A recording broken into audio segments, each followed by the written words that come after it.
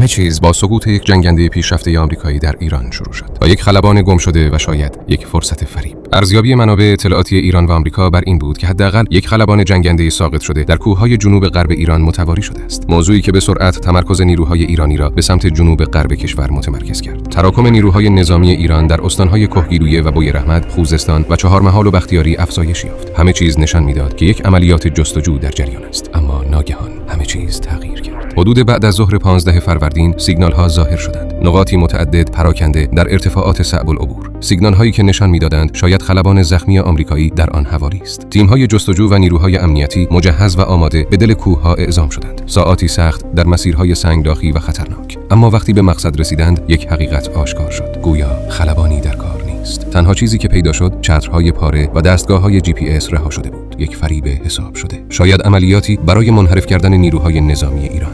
و این فریب ظاهراً موفق شده بود. در حالی که نگاه‌ها به کوه‌ها دوخته شده بود، شب از راه رسید. ساعت حدود 2:30 شب. سکوت مناطق روستایی با صدای هلیکوپترهای مهاجم شکسته شد. در چندین نقطه صداهای مشابه شنیده می‌شد. مردم محلی به سرعت با نیروهای انتظامی و امنیتی تماس می‌گیرند و صداهای غیرعادی را گزارش می‌دهند، ولی این فقط یک پوشش بود. در همان زمان در منطقه‌ای نزدیک مهیار، حوالی شهرضا، عملیات اصلی آمریکایی‌ها در فرودگاهی متروکه آغاز شده بود.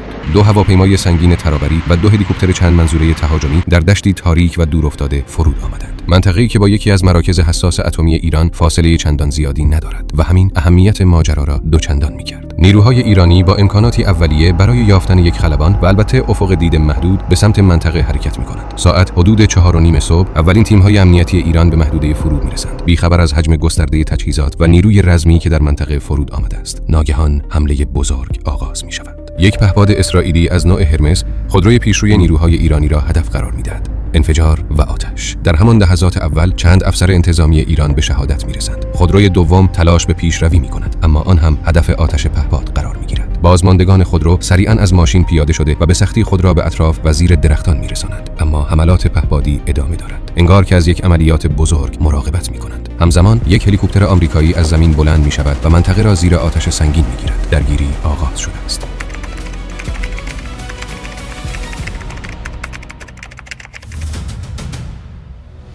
با تجهیزات محدود با یک سلاح سنگین روی یک پیکاپ آنها هواپیمای آمریکایی را هدف گرفتند. گلوله‌ها به سمت هواپیماها شلیک می‌شوند و یکی از آنها هرکولس 330 زیر آتش نیروهای ایران قرار گرفت. نشانه‌ها واضح بود. این دیگر عملیات نجات یک خلبان نیست. حدود 200 نیروی ویژه آمریکا و 2 هواپیمای سنگین ترابری پر از تسلیحات و تجهیزات پشتیبانی عملیاتی و چند بالگرد تهاجمی در آن نقطه حضور داشتند. نیروهایی پراکنده در حال جابجایی و نشانه‌هایی از یک عملیات سری بزرگتر. اما عملیات لو رفته است و نیروهای نظامی و امنیتی ایران وارد صحنه شدند. نیروهای مهاجم از ادامه عملیات منصرف می‌شوند. آنها به سرعت شروع به عقب نشینی می‌کنند. سعی می‌کنند تجهیزات را جمع کنند و منطقه را ترک کنند. اما یک اتفاق غیرمنتظره برای آمریکایی‌ها رخ می‌دهد. هواپیماهای هرکولس قادر به بلند شدن نیستند. به خاطر بارش باران چند روزه زمین خیس و نرم شده است. چرخ‌ها در گل و لای فرو رفتند و تلاش‌ها برای برخاستن بی‌نتیجه بوده است. زمان به سرعت برای نیروهای آمریکایی در حال تمام شدن است. در نهایت نیروهای آمریکایی از ادامه عملیات کاملا ناامید شدند.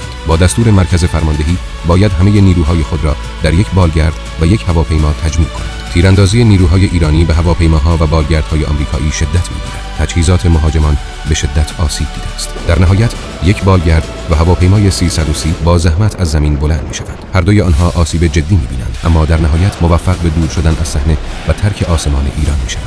ولی داستان هنوز تمام نشده است. چند دقیقه بعد یک جنگنده آمریکایی وارد منطقه درگیری می‌شود، چرا که آثار یک شکست بزرگ تاریخی در منطقه عملیات به جا مانده است. کمتر از 2 ساعت به طلوع آفتاب و رسوایی بزرگ نظامی آمریکا باقی مانده که بمباران آغاز می‌شود.